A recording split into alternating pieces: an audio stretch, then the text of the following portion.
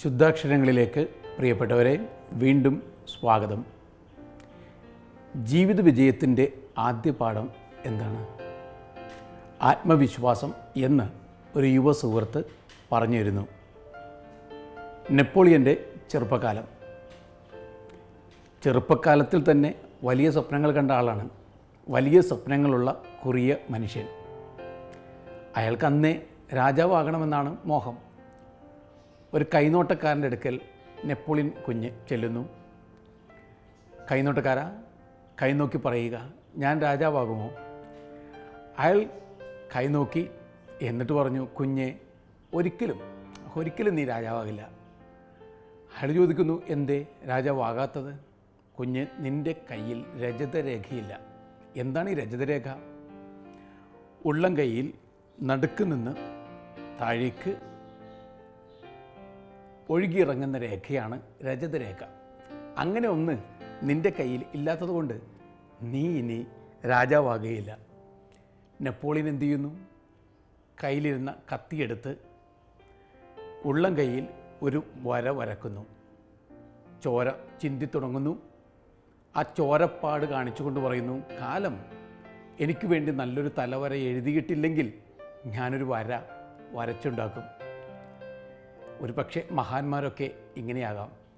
ആത്മവിശ്വാസത്തോടു കൂടി അവർ അവരുടെ ആകാശം കണ്ടെത്തുന്നു. ആത്മവിശ്വാസത്തോടും നിശ്ചയദാർഢ്യത്തോടും കൂടി അവർ ചിറകുമുളപ്പിക്കുന്നു. പിന്നെ ആകാശത്തേക്ക് പറന്നുയരുന്നു. ആകാശത്തിൻ്റെ സ്വന്തമായി തീരുന്നു. ആകാശമായി തീരുന്നു. ആമുഖമായി ഇത്രയും പറഞ്ഞത് കൈവശം പാഠം 1 ആത്മവിശ്വാസം എന്ന പുസ്തകം വെച്ചുകൊണ്ടാണ്. ഇത് ലിബിൻ രാജ് എന്ന യുവാവിൻ്റെ ആത്മകഥാംശമുള്ള പുസ്തകം. എന്താണ് ഇയാളുടെ പ്രത്യേകത? 2012 സിവിൽ സർവീസ് പരീക്ഷയിൽ മലയാളത്തിൽ എക്സാംസ് എല്ലാം എഴുതി റാങ്ക് നേടിയ ആൾ. ONV കുറിപ്പ് അതിനെക്കുറിച്ച് പറഞ്ഞത് സിവിൽ സർവീസിൽ മലയാളത്തിൻ്റെ 1ാം റാങ്ക് എന്നാണ്. മാർ ഇവാനിയസ് കോളേജിൽ നിന്നും 2ാം റാങ്കോടുകൂടി ജേർണലിസത്തിൽ ഡിഗ്രി നേടിയ ആൾ. പിന്നെ കേരളത്തിന് അഭിമാനമായി സിവിൽ സർവീസ് പരീക്ഷയിൽ ഉന്നത വിജയം നേടി അങ്ങനെ ചിരിച്ചുകൊണ്ട് നിൽക്കുന്നു. ഒരുപാട് പ്രത്യേകതകളുണ്ട്. ഒന്ന്, ജീവിതത്തിൽ പ്രാരാബ്ധങ്ങളോടും ദാരിദ്ര്യത്തോടും പൊരുതിയാണ് ഈ യുവാവ് ഇങ്ങനെ ഉന്നത നിലയിൽ എത്തിച്ചേർന്നത്. 2, അബദ്ധത്തിൽ നഷ്ടപ്പെട്ടു പോയ കണ്ണിൻ്റെ കാഴ്ച ഉൾക്കാഴ്ച കൊണ്ട് വീണ്ടെടുത്തുകൊണ്ട്, കണ്ണിന് കാഴ്ചയില്ലെങ്കിലും ഉൾക്കാഴ്ചയുടെ അപാരമായ തിളക്കത്തിൻ്റെ പ്രപഞ്ചത്തിൽ നടന്നുകൊണ്ട് അങ്ങനെയാണ് അയാൾ ഈ വിജയം നേടിയെടുത്തത്. പിന്നെ നമ്മുടെ നാട്ടിൽ സാധാരണക്കാരന് സർക്കാർ ഉദ്യോഗസ്ഥർ നൽകുന്ന കടുത്ത അവഗണനയുടെ സമ്മർദ്ദങ്ങളും നേരിട്ടുകൊണ്ട് ഒരു വെല്ലുവിളി പോലെ, ചോദ്യചിഹ്നം പോലെ ഉയർന്നു വന്ന ഒരു പയ്യൻ. ഇതൊക്കെ കൊണ്ട് ഈ പുസ്തകം നിങ്ങൾ വായിച്ചിരിക്കേണ്ടത് ആവശ്യമാണെന്ന് എനിക്കും തോന്നലുണ്ടായി. ജീവിതത്തിൽ പാത്ത് ഫൈൻഡേഴ്സ് ഉണ്ട്, അതായത് വഴികൾ കണ്ടെത്തുന്നവർ. അവർ തീവ്രമായ ആഗ്രഹത്തോടുകൂടി സീക്കേഴ്സായി മാറി മെല്ലെ പാത്ത് ഫൈൻഡേഴ്സായി മാറുന്നു, പാതകൾ കണ്ടെത്തുന്നവർ. ചില ആളുകളുണ്ട്, അവർ പാത്ത് ബ്രേക്കേഴ്സാണ്. അത് ഇതുവരെ നടന്ന വഴികൾ അത്ര ശരിയല്ലെന്ന് തോന്നിയിട്ട് പാത്ത് വേറിട്ട പാത്താക്കി മാറ്റുവാൻ വേണ്ടി പഴയ പാത്തങ്ങ് വെടിഞ്ഞ് കളയുന്നു. അത് പാത്ത് ബ്രേക്ക് ചെയ്ത് കളയുന്നു. 3ാമത്തെ തരത്തിലുള്ള ആളുകൾ പാത്ത് മേക്കേഴ്സാണ്. അവർ ഇതുവരെ നടക്കാത്തൊരു വഴിയായി സ്വയം മാറുന്നു. ഇനി പാത്ത് ഫൈൻഡേഴ്സും പാത്ത് ബ്രേക്കേഴ്സും പാത്ത് മേക്കേഴ്സും ഒരുമിച്ച് ചേർന്ന് കഴിയുമ്പോൾ അവരെ നമ്മൾ മഹാന്മാർ എന്ന് വിളിക്കുന്നു. ലിബിൻ എന്ന ഈ ചെറു യുവാവിൽ കണ്ടെത്തുന്നതും ഈ പാത്ത് ഫൈൻഡറിൻ്റെയും പാത്ത് ബ്രേക്കറിൻ്റെയും പാത്ത് മേക്കറിൻ്റെയും കേപ്പബിലിറ്റി തന്നെയാണ്. രാഷ്ട്രപതി പറഞ്ഞതുപോലെ, നിങ്ങൾ ഉറക്കത്തിൽ കാണുന്നതിനെ അല്ല സ്വപ്നം എന്ന് വിളിക്കേണ്ടത്. നിങ്ങളുടെ ഉറക്കം കെടുത്തിക്കളഞ്ഞ എന്തോ അത് തന്നെയാണ് സ്വപ്നം. ഉറക്കം കെടുത്തിക്കളയുന്ന സ്വപ്നം കണ്ടുകൊണ്ട് ഉണർവിലിരുന്ന് കിനാവ് കാണുന്നൊരു വ്യക്തി, അതാണ് ഈ പുസ്തകത്താളുകൾ നിറഞ്ഞു നിൽക്കുന്ന ലിബിൻ രാജ് എന്ന യുവാവ്. ആദ്യം ബാല്യകാലത്തിലേക്ക്. അദ്ദേഹം പറയുന്നു, വേണ്ട എന്ന് വെക്കപ്പെട്ടൊരു ജന്മമായിരുന്നു എൻ്റേത്. അതായത് വീട്ടിൽ പട്ടിണി, മുഴുക്കുടിയനായ പിതാവ്, വല്ലാതെ നിസ്സഹായതയുടെ ആൾരൂപം പോലെ ഒരമ്മ. അതുകൊണ്ട് ഇനി ഒരു കുഞ്ഞിന് വേണ്ട എന്നവരങ്ങ് തീരുമാനിച്ചു. പക്ഷേ ജീവിതത്തിൽ ഓരോരുത്തർക്കും പേറാൻ ഓരോ നിയോഗങ്ങളുണ്ട്. ആ നിയോഗം നിമിത്തമായിരിക്കാം വേണ്ട എന്ന് വെച്ചിട്ടും കുഞ്ഞ് പിറക്കുന്നു. അങ്ങനെയൊക്കെയാണ് പലപ്പോഴും നിയോഗങ്ങളുടെ വഴികൾ നമ്മുടെ മുമ്പിൽ തെളിഞ്ഞു വരിക. നോബഡീസ് ചൈൽഡ് എന്ന പഴയൊരു സിനിമയുണ്ട്. ആർക്കും വേണ്ടാത്ത കുട്ടി. നോബഡീസ് ചൈൽഡ് പിന്നെ പിന്നെ എവരിബഡീസ് ചൈൽഡ് ആയി മാറുന്നു. ഇതുതന്നെയാണ് ഈ കഥാകാരനും ഓർമ്മപ്പെടുത്തുന്നത്. നോബഡീസ് ചൈൽഡായിട്ട് ജനിച്ചു വീണു, നോബഡീസ് ചൈൽഡായിട്ട് തന്നെ വളർന്നു പോന്നു. ഇപ്പോൾ എവരിബഡീസ് ചൈൽഡായിട്ട് ഒരാൾ നമുക്ക് മുമ്പേ തിളങ്ങി വിളങ്ങി നിന്ന് ചിരിക്കുകയാണ്. തലവര സ്വയം മാറ്റി എഴുതുകയാണ് ഇയാൾ. 4 വയസ്സെത്തിയപ്പോഴും എഴുതാനൊന്നും അറിഞ്ഞുകൂടാ.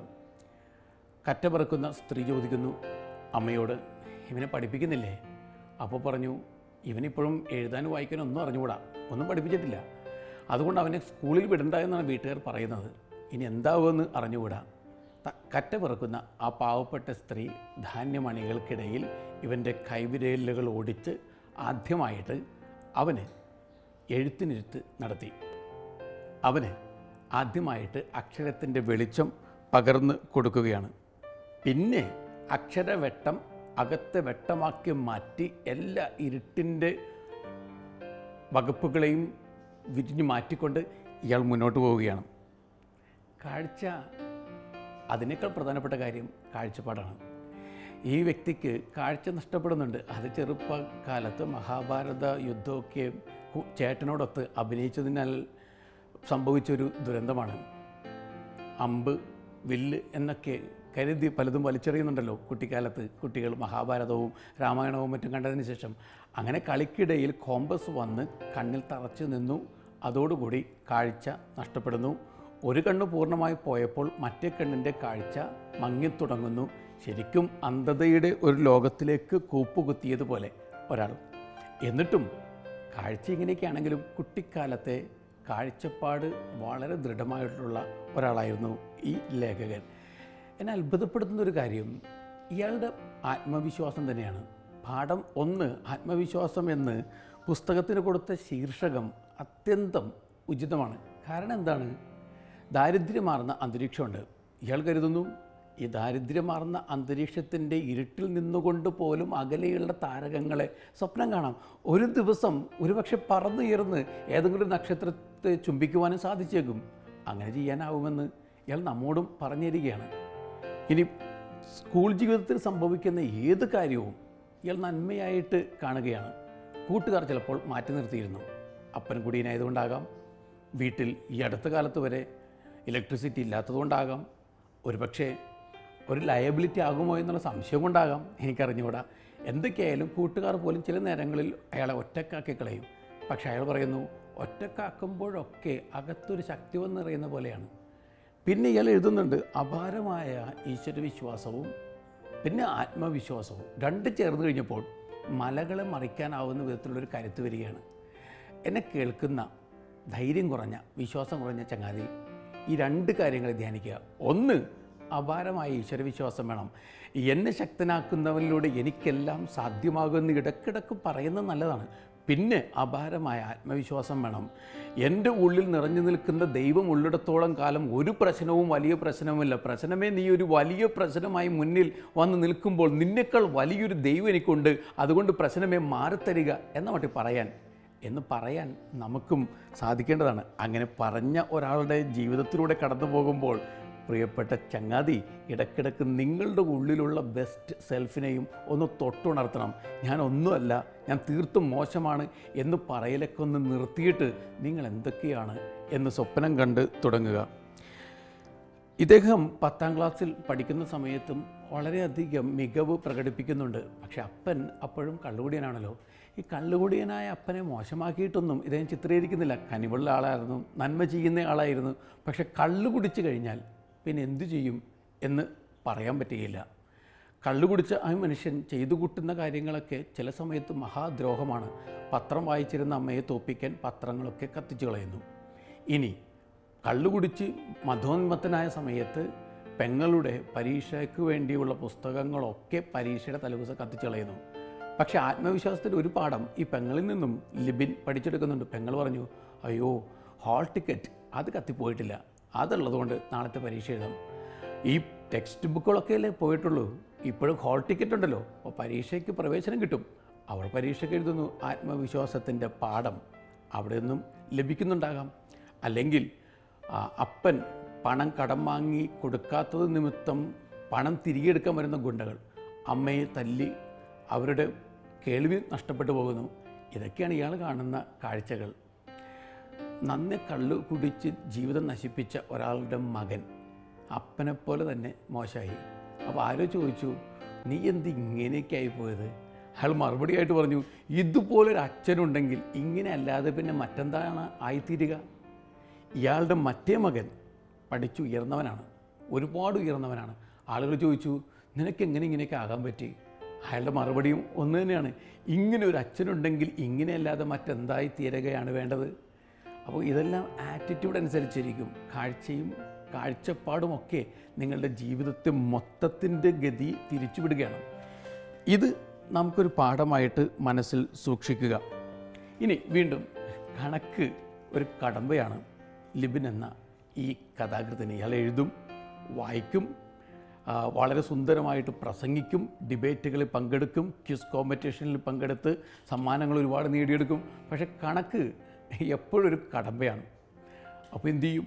8ാം ക്ലാസ് വരെ ഇയാൾ കണക്ക് പഠിക്കുന്നതിൽ നിന്ന് മാറുന്നു. കഷ്ടിച്ചങ്ങ് പാസ്സായി, പഠിച്ചിട്ടില്ല.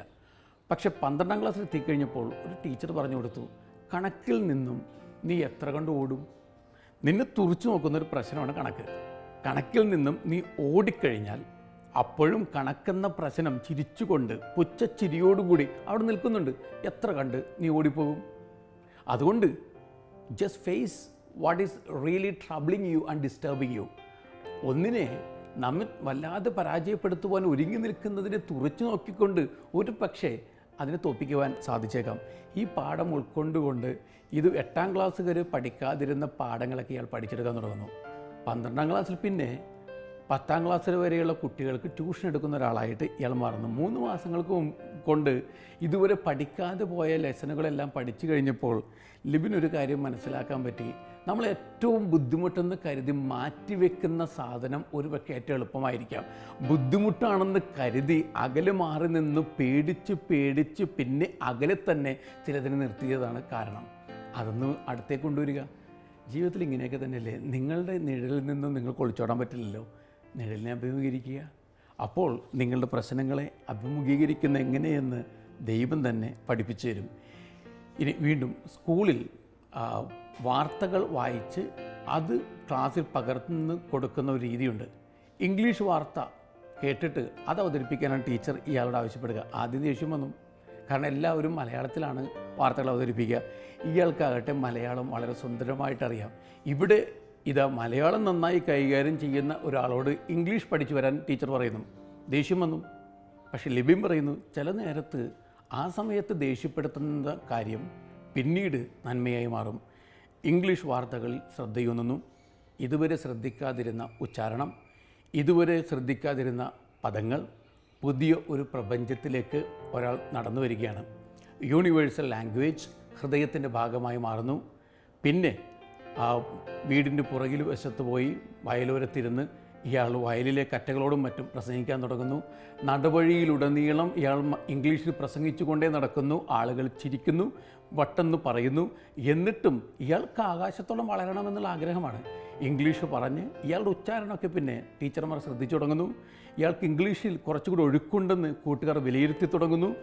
ആ ഒഴുക്ക് പിന്നീട് സിവിൽ സർവീസ് പരീക്ഷയിലെ തിളക്കത്തിലേക്ക് ഇയാളെ നയിക്കുന്നു. ഇംഗ്ലീഷൊക്കെ നന്നായി കൈകാര്യം ചെയ്യാൻ പറ്റുന്ന ഒരാൾക്ക് ഏതു തരത്തിൽ വിജയവും കൈപ്പിടയിൽ ഒതുക്കാൻ പറ്റുമെന്ന് കാലം ഇയാൾക്ക് തെളിയിച്ചു കൊടുക്കുന്നു. ഇതുപോലെ ഏത് അപകടഘട്ടങ്ങളെയും ഇരുളിൻ്റെ നേരങ്ങളെയും സുന്ദരമാക്കി മാറ്റുന്ന കണ്ണുള്ള ഒരാൾ, അത് തന്നെയല്ലേ പ്രിയപ്പെട്ടവരെ നമുക്ക് കൈമോശം വന്നത്. ONV കുറുപ്പിൻ്റെ കവിതയിൽ ദുഃഖ ദുരിതങ്ങളെക്കുറിച്ച് പറഞ്ഞതിന് ശേഷം കവി പറയുന്നുണ്ട്, എങ്കിലും സ്വപ്നങ്ങൾ കാണുന്ന നമ്മുടെ കണ്ണുകൾ കാലം കവർന്നില്ല ഇതുവരെ. നമ്മൾ കിനാവുകൾ കാണുന്നു നമ്മെ കിനാവുകൾ കൈപിടിച്ചെങ്ങോ നടത്തുന്നു. നമുക്കൊക്കെ കൈമോശം വന്നത് കിനാവ് കാണുന്ന ഉൾപ്രപഞ്ചത്തിലെ കണ്ണ് തന്നെയാണ്. ആ ഉൾക്കണ്ണ് വീണ്ടെടുത്തു കഴിഞ്ഞാൽ എന്തിനേയും ഏതിനേയും നേരിടുവാൻ സാധിക്കും. ഇനി ഈ പുസ്തകം വായിക്കുമ്പോൾ നമ്മുടെ ഹൃദയത്തെ തൊടുന്ന മറ്റ് ചില വ്യക്തികൾ കൂടി വന്നെത്തി നിൽക്കുന്നുണ്ട്. ഈ മാലാഖമാർ നടക്കാനിറങ്ങുന്ന വഴിയോരങ്ങൾ ധാരാളമുണ്ട്. അവർ ഏത് സമയത്തും നമുക്ക് മുന്നേയും നമുക്ക് പിന്നിലും നമുക്ക് ചേർന്നുമൊക്കെ നടക്കുന്നുണ്ട്. ഇങ്ങനെയുള്ള കുറേ മാലാഖമാരെയും ഇദ്ദേഹം പരിചയപ്പെടുത്തുന്നുണ്ട്.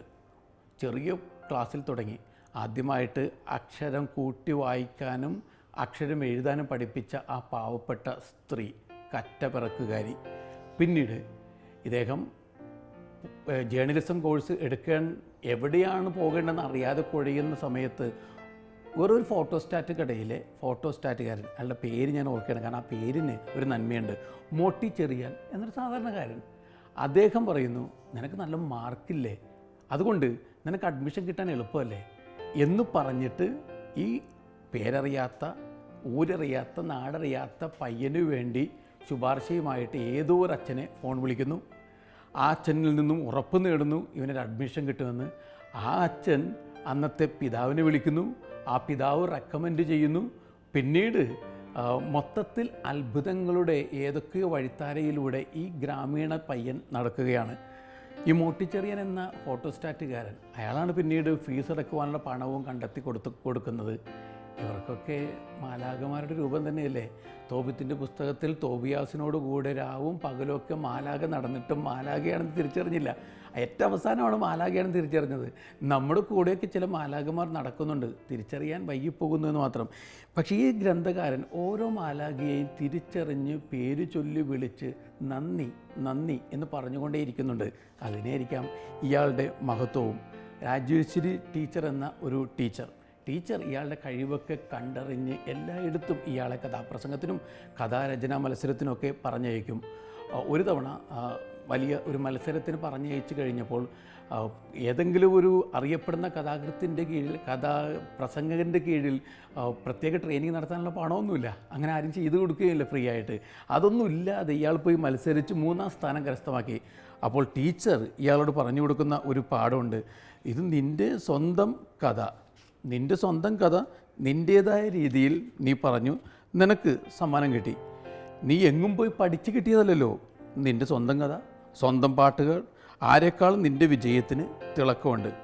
അച്ഛൻ മദ്യപിച്ച് വീട്ടിൽ നിന്ന് ഇറക്കി വിട്ട ആ രാത്രിയിൽ തണുത്തുറഞ്ഞ് പുറത്ത് കിടക്കെ ആകാശത്തേക്ക് നോക്കി ഉറങ്ങാതെ ഇരുന്ന് ടീച്ചർ പറഞ്ഞ വാക്കുകളെക്കുറിച്ച് മാത്രം ഇയാൾ ധ്യാനിച്ചുകൊണ്ടിരുന്നു. അത് ഓർത്തെടുത്ത് അയാളുടെ ഉള്ളിൽ വീണ്ടും ചിറക് മുളപ്പിക്കുവാനായി. ഇയാൾ എഴുതുന്നു, അക്കാലത്ത് തന്ന ആത്മവിശ്വാസം എന്തും ഏറ്റെടുക്കാനുള്ള ബലം തരുന്നതായിരുന്നു. ഒരു മാലാഖ ഒരാളുടെ ഉള്ളിലുള്ള സജീവമായ കർമ്മധീരതയെ പുറത്തെടുക്കുകയാണ്. The best teacher is the one who brings the best out of me. എൻ്റെ ഉള്ളിലുള്ള ഏറ്റവും ബെസ്റ്റ് പുറത്തെടുക്കുന്ന ആൾ, അയാൾക്ക് സല്യൂട്ട്, നമസ്കാരം എന്ന് ഈ കഥാകാരൻ, ഈ വലിയ യുവ നേതാവ് പറഞ്ഞു തരുന്നു. മറ്റൊരു ടീച്ചർ, എലിസബത്ത് ടീച്ചർ എന്ന ടീച്ചർ, ഇയാൾക്ക് +2 കാലഘട്ടമായപ്പോൾ യൂണിഫോം തയ്പ്പിക്കണം, പണമില്ല. എല്ലാവരും വസ്ത്രങ്ങളൊക്കെ തയ്പ്പിച്ചു കഴിഞ്ഞു. അപ്പോൾ എല്ലാവർക്കും വേണ്ടി വസ്ത്രം തുന്നുന്ന കടയിലേക്ക് ടീച്ചർ ഇയാളെ പറഞ്ഞു വിടുന്നു. ഒരു കുറിപ്പുമുണ്ട്, അത് വായിക്കരുത്, ആ തയ്യൽക്കാരൻ്റെ കൊടുത്താൽ മതി എന്നാണ് പറയുന്നത്. ഇയാൾ ഉത്കണ്ഠയോടുകൂടി അതൊന്ന് എടുത്ത് വായിച്ചു നോക്കി. ഇങ്ങനെ എഴുതിയിരിക്കുന്നത്, kindly except full cost of dress and stitching for this boy. എല്ലാം എക്സെപ്റ്റ് ആക്കണം, പൈസ ഒന്നും വാങ്ങിക്കരുത്. അവൻ്റെ കണ്ണ് നിറഞ്ഞിട്ടുണ്ടാകാം. ഞാൻ കരഞ്ഞുകൊണ്ട് ആ കടയിൽ നിന്ന് കയറി ചെന്നത്. അളവെടുത്ത് ഇറങ്ങാൻ നേരം കടയുടമ ചോദിച്ചു, ടീച്ചറുടെ ആരാ മോൻ? എൻ്റെ പ്രിൻസിപ്പൽ എന്നൊരു ഉത്തരം കൊടുത്തു. പുറത്തിറങ്ങിയെങ്കിലും ഉള്ളിൽ എല്ലാ കാലത്തും മുഴങ്ങുന്ന ആ ചോദ്യമാണ്, അങ്ങനെ ഒരു പുണ്യം എനിക്ക് ചെയ്യാൻ ഞാൻ ടീച്ചറുടെ ആരായിരുന്നു? ആരായിട്ടാണ് പലരും ചില നന്മകളൊക്കെ ചെയ്യുന്നത്? മറ്റുള്ളവർക്ക് വേണ്ടി എന്തെങ്കിലും നന്മ ചെയ്യണമെന്നുണ്ടെങ്കിൽ സുമനസ്സുകൾ നമുക്ക് മുന്നിൽ കാവൽ മാലാഖമാരെ പോലെ വന്ന് നിൽക്കണം. ഇവരൊക്കെ കാവൽ മാലാഖമാരായി വന്നു നിന്നവരായിരിക്കാം. അതുകൊണ്ട് തന്നെ അവരുടെ വഴിയിലൂടെ നടന്നിട്ടായിരിക്കാം ഇദ്ദേഹവും എത്തേണ്ടിടത്ത് എത്തിച്ചേരുന്നത്. ഇനി ഇതുപോലെ തന്നെ തോൽപ്പിക്കുവാൻ വേണ്ടി മാത്രം ജനിക്കുന്ന ചില ആളുകളുമുണ്ട്. ഇദ്ദേഹത്തിൻ്റെ പരീക്ഷ ഫീസ് എടുക്കുവാൻ ചെന്നപ്പോൾ സമയം വെറുതെ കെടുത്തി കളഞ്ഞ് ഇയാളെ തോൽപ്പിക്കാൻ ശ്രമിച്ച ഒരു ക്ലർക്ക്, അങ്ങനെയുള്ളവരുണ്ട് എല്ലാ ഓഫീസുകളിലും. മറ്റുള്ളവർ നൊമ്പരപ്പെടുന്നത് കാണുമ്പോൾ വല്ലാതെ സന്തോഷിക്കുന്ന ചില അപൂർവ സാഡിസ്റ്റുകളെ ഞാനും കണ്ടിട്ടുണ്ട്, നിങ്ങളും കണ്ടിട്ടുണ്ടാകാം. ഇനി അതുപോലെ തന്നെ ഒരു തവണ ഇയാൾക്ക് നല്ല വിജയമുണ്ടായിക്കഴിഞ്ഞപ്പോൾ ഒരു പബ്ലിക് മീറ്റ്, പ്രമുഖരായ പണക്കാരായ കുട്ടികളുടെ മക്കൾക്കുണ്ട്, അവർക്കൊക്കെ സ്കോളർഷിപ്പ് എൻഡോവ്മെൻറ്റ്. എന്നാൽ ഈ നിർധന കുടുംബത്തിലെ കുട്ടിക്ക് അയാൾക്ക് സഹായധനം. ഏതൊരു പഞ്ചായത്ത് മെമ്പർ ചോദിച്ചു, ഇയാൾക്ക് മാത്രം തന്നെ സഹായധനം? ഇയാളെക്കുറിച്ച് ഇങ്ങനെ പറഞ്ഞ് ആ കുട്ടിയെ മറ്റുള്ളവരുടെ മുമ്പിൽ വെച്ച് നാണം കെടുത്തുകയാണ്. അപ്പോൾ സംഘാടകൻ പറഞ്ഞു, അതൊക്കെ വേണം, കാരണം നമ്മൾ നല്ല കാര്യം ചെയ്തത് 4 ആൾ അറിയണ്ടേ.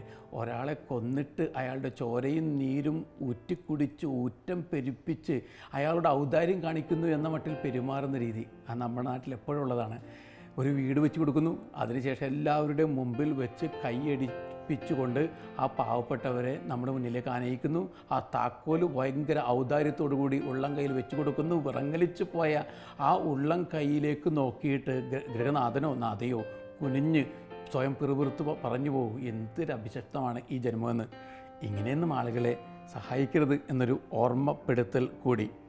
ഇനി സർക്കാർ കാര്യം മുറ പോലെ എന്ന മട്ടിലാണ്. ഒരിക്കൽ സർക്കാർ ആശുപത്രിയിൽ നിന്ന് ഒരു സർട്ടിഫിക്കറ്റ് വാങ്ങാൻ ചെന്നപ്പോൾ എല്ലാം ശരിയാക്കി കൊടുത്തു. എന്നിട്ട് കൃത്യമായത് സ്റ്റേപ്പിളർ ഉപയോഗിച്ച് സ്റ്റേപ്പിൾ ചെയ്തില്ല എന്ന പേരിൽ വീണ്ടും നടത്തുകയാണ്. ആരൊരാൾ ചോദിച്ചു, ഇനി എത്ര കിലോമീറ്റർ പാവം പയ്യൻ വീട്ടിലേക്ക് പോകണം?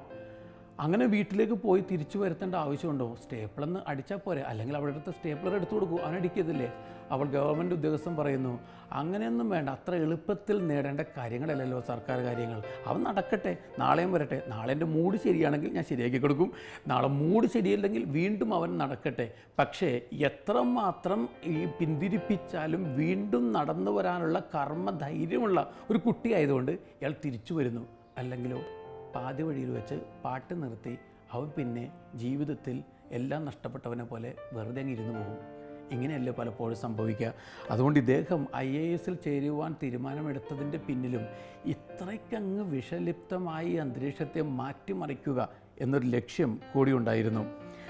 അങ്ങനെയുള്ള ലക്ഷ്യത്തോടു കൂടി മുന്നോട്ട് പോകുമ്പോൾ ഇദ്ദേഹം പറയുന്നുണ്ട്, എന്തും ഏതും നന്മയായി മാറ്റുന്നുണ്ട്.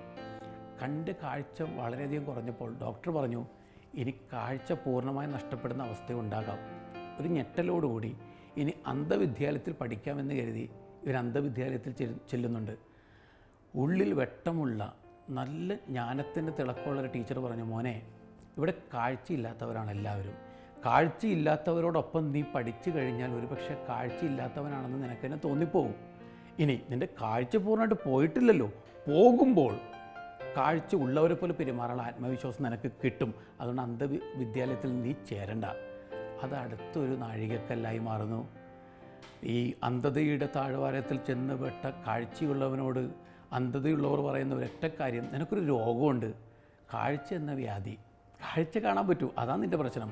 അതുകൊണ്ട് നിൻ്റെ കണ്ണിലും ചില നീരൊഴിച്ച് അന്ധത കൊണ്ടുവരിക. അപ്പോൾ അന്ധതയുടെ താഴ്വാരത്തിൽ നിനക്ക് പ്രവേശനം കിട്ടും. ജ്ഞാനമുള്ള ചില ആളുകൾ നമ്മളോടൊക്കെ പറഞ്ഞു തരും, നിനക്ക് കാഴ്ചയുണ്ട്, ഞങ്ങൾക്ക് കാഴ്ച കുറവുണ്ട്, എങ്കിലും കുഞ്ഞെ, നിൻ്റെ കാഴ്ചയുടെ വെട്ടത്തിലേക്ക് ഞങ്ങളെ നയിക്കുവാൻ വേണ്ടി ഞങ്ങൾക്ക് മുന്നേ നീ നടക്കുക. ഇങ്ങനെയൊക്കെ പറഞ്ഞു തന്ന ഗുരുക്കന്മാരെ മനസ്സിൽ ധ്യാനിച്ചുകൊണ്ട് ഇദ്ദേഹം ജീവിതയാത്ര നടത്തുന്നു. ഇപ്പോൾ IAS ട്രെയിനിങ്ങിലാണെന്ന് മുഖക്കുറിപ്പിൽ പറയുന്നുണ്ട്. ഇദ്ദേഹത്തെ പോലുള്ള നല്ല IAS ഓഫീസേഴ്സിലൂടെ ഈ നാട് കുറച്ചുകൂടി മെച്ചപ്പെടട്ടെ എന്നുള്ള പ്രാർത്ഥനയാണ് എനിക്കുള്ളത്. അവസാനമായിട്ട് ഇദ്ദേഹത്തിന് തന്നെ ഒരു വാചകം യുവാക്കളോട്, ചെറിയ സ്വപ്നങ്ങൾ കാണുന്നത് വലിയ പാപമാണ്. ഓരോരുത്തരും വലിയ സ്വപ്നം കാണണം. Dream big, dream together, dream always. വെറും ചെറിയ സ്വപ്നം കണ്ടിട്ട് എൻ്റെ ചങ്ങാതി, ജീവിതത്തിൽ നീ അത്രക്കങ്ങ് ചെറുതാക്കി കളയരുത്. വലിയ സ്വപ്നം കാണാൻ ഇതുപോലുള്ള വലിയ മനുഷ്യരുടെ ചെറിയ പുസ്തകങ്ങൾ നമ്മെ സഹായിക്കട്ടെ എന്ന് പ്രാർത്ഥിക്കുന്നു. നല്ല ചങ്ങാതി, നല്ല യാത്ര ഒരിക്കൽ കൂടി നേരുന്നു. Thank you.